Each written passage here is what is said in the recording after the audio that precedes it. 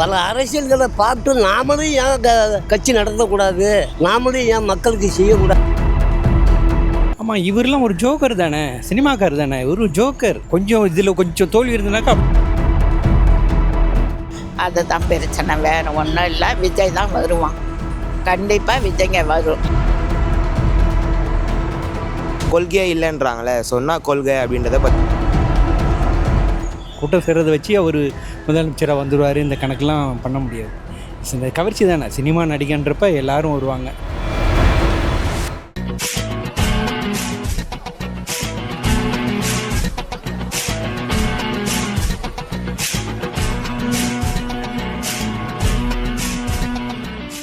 ஐயா உங்கள் பேர்?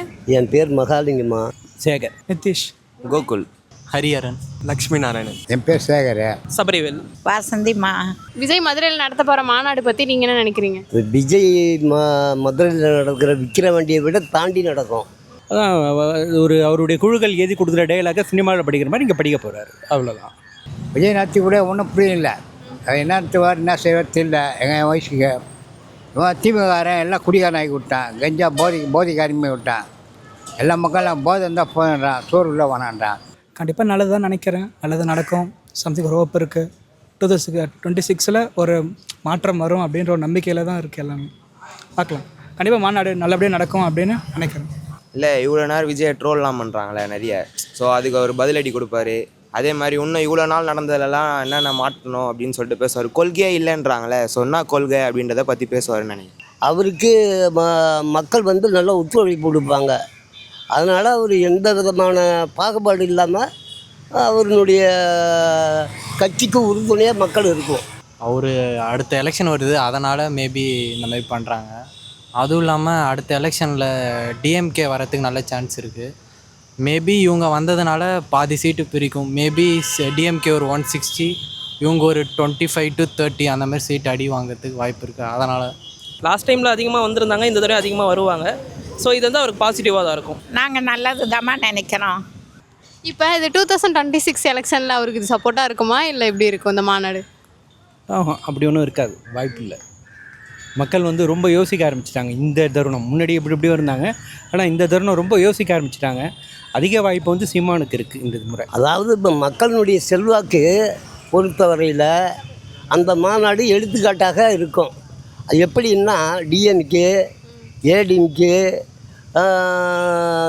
ஜனதாதளம், ஜனதா, இப்படி பல கட்சிகள் இருக்குது. அந்த கட்சிகள்லாம் மீறி இவர் வர்றாருன்னா. ஆமாம், இவரெல்லாம் ஒரு ஜோக்கர் தானே, சினிமாக்கார் தானே, ஒரு ஜோக்கர். கொஞ்சம் இதில் கொஞ்சம் தோல்வி இருந்தனாக்கா அப்படியே பறந்து போய்விடுவார், அவ்வளோதான். எத்தனை பேர் இப்போ கமல் என்ன ஆனார், போய் திமுக காலில் வந்து இருக்காரு, அதே மாதிரி இவர் யார் காலையே போய் விழ போகிறார், அவ்வளோதான். அது வரைக்கும் கொஞ்சம் ஆடி பார்ப்பார், அவ்வளோதான். கமல் என்ன பண்ணாரோ அதே ஸ்டைல் தான் வரும். ஏதோ செய்ய போகிறோன்னு வந்தார், கமல் வந்தார், அதே மாதிரி இவரும் வந்திருக்காரு. ஒன்றும் இல்லாத போகிறப்ப திரும்ப யார் காலையே போய் பிஜேபி காலையாவது யார் காலையே போய் விழுந்துருப்பார், அவ்வளோதான்.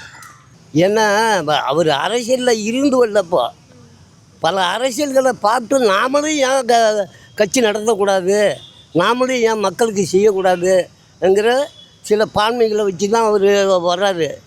இருந்தாலும் அவர்களுடைய ஏழை பாழைகளுக்கு இப்போ படிக்கிற பசங்களில் இருந்து நல்ல ஒத்துழைப்பு கொடுக்குறாரு. இதனுடைய ஃபேமஸே அவருக்கு பெருசாக இருக்கும். அதனால் என்னுடைய அபிப்பிராயங்கள் என்னன்னாக்கா, கண்டிப்பாக அவர் வர்றதுக்கு வாய்ப்புகள் உண்டு. கண்டிப்பாக இப்போ பார்த்தீங்கன்னா இது வரைக்கும் தெரிஞ்ச வரைக்குமே பார்த்தீங்கன்னா எல்லோரும் விஜய்க்கு தான் ஓட் பண்ணுற மாதிரி சொல்லிட்டு இருக்காங்க. இது அவருக்கு இன்னொரு பாசிட்டிவாக தான் இருக்கும். ஸோ எல்லோரும் ஓட்டும் எனக்கு தெரிஞ்ச வரைக்கும் பாசிட்டிவாக வந்து விஜய்க்கு தான் வரும். தென் மாவட்டத்தில் தன்னோட பவரை காட்டுறதுக்காக தான் மதுரையில் மாநாடு வச்சுருக்காரு அப்படின்ற மாதிரிலாம் சொல்லிக்கிறாங்களே, அதை பற்றி நீங்கள் என்ன நினைக்கிறீங்க? உண்மை தானே, உண்மை தான். அதெல்லாம் உண்மை இல்லைன்னுலாம் சொல்ல முடியாது, அதெல்லாம் உண்மை தான். அப்போ கூட நிறையா அதில் தரங்கள்லாம் வர மாதிரி பண்ணுறாங்க. பவரை காட்டுவோம், எங்கே வச்சாலும் பவர் காட்ட தான் அப்புறம், அவ்வளோதான். எனக்கு எதுவும் தெரியாதுக்கா, ஆனால் என் ஓட்டு விஜய்க்கு, அவ்வளோதான். கூட்டம் சேர்றதை வச்சு அவர் முதலமைச்சராக வந்துடுவார், இந்த கணக்கெலாம் பண்ண முடியாது. இந்த கவர்ச்சி தானே, சினிமா நடிகன்றப்ப எல்லாரும் வருவாங்க. சரி, நம்ம ஏரியாவில் வந்து விஜய் வரான், சரி போவோம்னு எத்தனையோ பேர் கிளம்பி வரலாம். இதை வச்சுலாம் ஒரு முதலமைச்சர்ன்றதுலாம் வாய்ப்பே கிடையாது. கமலுக்கு என்ன இருந்தோ அதே தான் அவருடைய வாழ்க்கை. நிச்சயமாக அவருக்கும் அதே தான் நடக்கும். இன்னொருத்தர் காலில் தான் போய் விழ போகிறாரு. சரிங்க. தூய்மை பணியாளர்களுக்கு பணி நிரந்தரம் பண்ணக்கூடாது அப்படின்ற மாதிரி திருமாவளவன் சொல்லியிருக்காரு.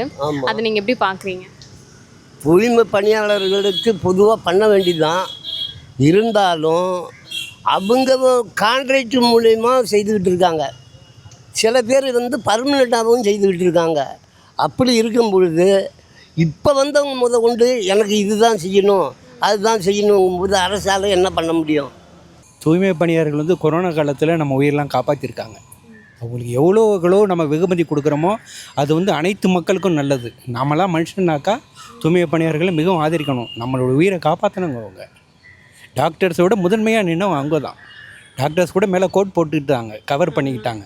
எந்த கவரும் போடாமல் நமக்காக உழைச்சிருக்காங்க, நம்ம உயிரெல்லாம் காப்பாற்றிருக்காங்க. அவங்களுக்கு இன்னும் அதிகப்படியான வெகுமதியை நம்ம கொடுக்கணும், மக்கள் கொடுக்கணும். கவர்மெண்ட் போராடாது, கவர்மெண்ட்டை ஏற்று அவங்க போராடுறாங்கல்ல, அந்த மக்களுக்கு ஆதரவாக நாம் போராடணும். தூய்மை பணியாளர்களுக்காக மக்கள் போராடி நம்ம அவங்களுக்கு சப்போர்ட் பண்ணணும். நம்ம உயிரை காப்பாற்றினவங்க. புரியுதுங்களா? அது என்றைக்கும் அதாவது ஒரு 10 நாள் வேலை செய்தவனுக்கு ஒரு அங்கீகாரம், ஒரு நாளைக்கு வேலைக்கு போகிறவனுக்கு ஒரு அங்கீகாரம். இப்படி கேட்டால் என்ன பண்ண முடியும்? அரசு தான் என்ன பண்ண முடியும்? தூய்மை பணியாளருக்கு கண்டிப்பாக அவங்களுக்கு செய்யலாம்.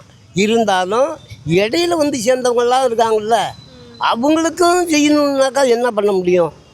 அதுதான் பெரிய பிரச்சனை. இப்போ அரசு யோசிக்கிற வியாபாரமே அதுதான். அது வந்து எல்லார் கேஸ்டில் இருக்கவங்க தான் சேர்றாங்க. குறிப்பாக அந்த கேஸ்ட் மட்டும் சேரல. ஸோ அதனால் தேவையில்லாத விஷயம் தான் அவர் பண்ணுறது. ஆமாம், ஒரு விதவி காசுக்கு எழுதி இவ்வளோ நாள் 3 வருஷம் ஆயிடுச்சு. 3 வருஷத்துலேயே இன்னும் எனக்கு அந்த விதவி காசு வந்த பாடு இல்லை. இன்னைக்கு தரேன் நாளைக்கு தரேன்னு இதை ஆபீஸ் வரையிலும் போயிட்டு வந்துடுச்சு, பெரிய ஆபீஸ் வரையிலும். இன்னும் எனக்கு வந்த பாடு இல்லை கண்ணு. அதுதான் பிரச்சனை, வேறு ஒன்றும் இல்லை. விஜய் தான் வருவான், கண்டிப்பாக விஜய்ங்க வரும்.